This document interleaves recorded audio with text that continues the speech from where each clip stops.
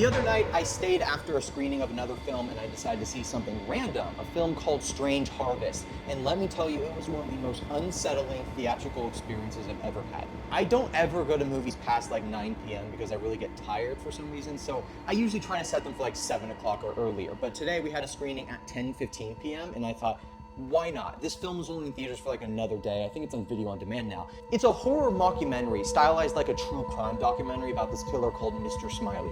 We interview a few of the people who were involved in the investigation surrounding him and go into this very intense detail on what the kills were and what that all looked like. To put it in its most simplest terms, it's like watching a true crime documentary about a horrific serial killer where they don't actually hold back on any of the stuff. So they show the actual kills that are going on. And that's the coolest part about the film, that it allows you to explore this sort of satisfying... Oh, dang it. Sorry, I left this filter on. Let me... Oh. Sorry, where was it? It's a really cool film because it allows you to get this sort of satisfying payoff. If you're a true crime fan, but you're always like, oh, I kind of want to see the nasty stuff, which I think might be morally wrong, but it's at least cool to see it on screen, and it sort of scratches that itch if you're really into true crime. I was watching a bunch of Jim Can't Swim videos that entire day, so I was locked into this like true crime mindset that really made me engage with the film a lot more. And there was one other guy in the theater who was sat like 3-4 rows behind me.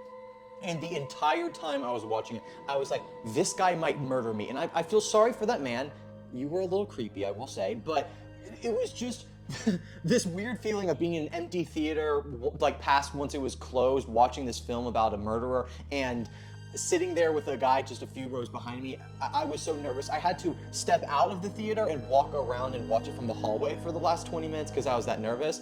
And then when I went home, I sprinted to my car and checked the back of it, and I had to lock all of my doors and curl up beneath my blankets just to feel safe. It was so weird. I was so uncomfortable the entire time. And I've sort of come to terms like, I don't love horror for the most part. I really don't like films that exist to make you feel bad, but sometimes when they're just so effective, you can't help but respect it. And that's definitely something that's in your alley if you are a fan of any type of horror, because it's not the most scary film ever. It's not the meanest film ever. It has a satisfying conclusion.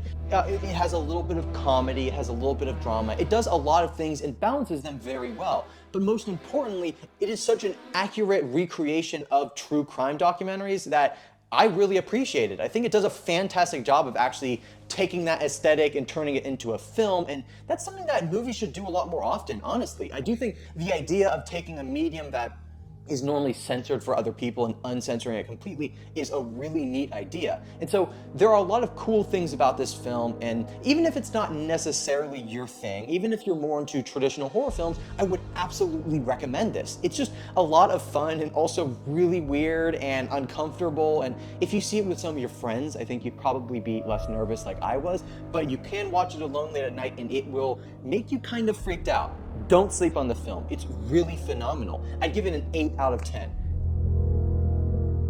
Thank you so much for watching. Be sure to like and subscribe and leave a comment if you watch this film letting me know what you thought about it. Thank you and have a nice day.